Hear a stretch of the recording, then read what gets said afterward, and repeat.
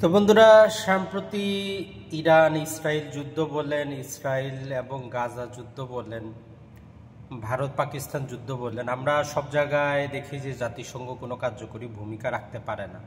তা আসলে কেন পারে না, তখন আমরা বলি যে এর কোনো ক্ষমতাই নেই। তো মূলত বর্তমান পৃথিবীতে 193টা দেশ জাতিসংঘের সদস্য।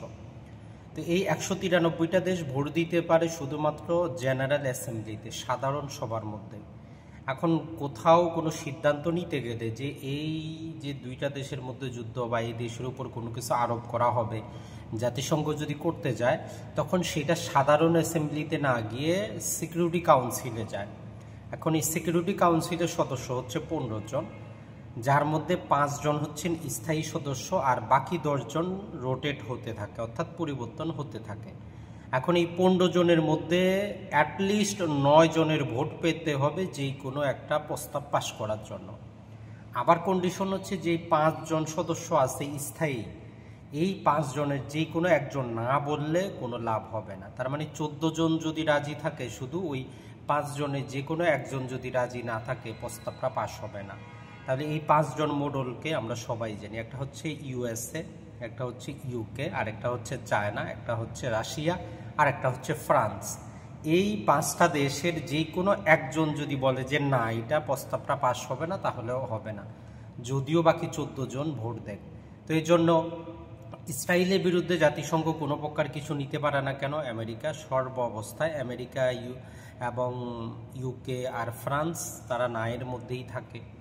তো এই জন্য অন্য অন্য যে দেশগুলো আছে, ছোটোখাটো দেশগুলা, তারা কি করতে হয়, ওই যে বড় বড় কান্ট্রি যাদের না ভোট আছে, যেমন চায়না হয়, আপনি চায়নার পিছনে থাকেন, নাইলে রাশিয়ার পিছনে থাকেন, নাইলে আমেরিকার পিছনে থাকেন, তাইলে আপনি বাঁচতে পারবেন যে কোনো নিষেধাজ্ঞা থেকে।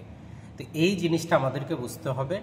নর্মালি সাধারণ মানুষের বুঝে আসে না, সাধারণ মানুষ তো দূরের কথা, শিক্ষিত মানুষেরও বুঝে আসে না। তো জাতিসংঘের নিজস্ব শক্তি কিন্তু নাই, ওই 5টা যে মূল কারিগর, এদের হাতেই সব শক্তি।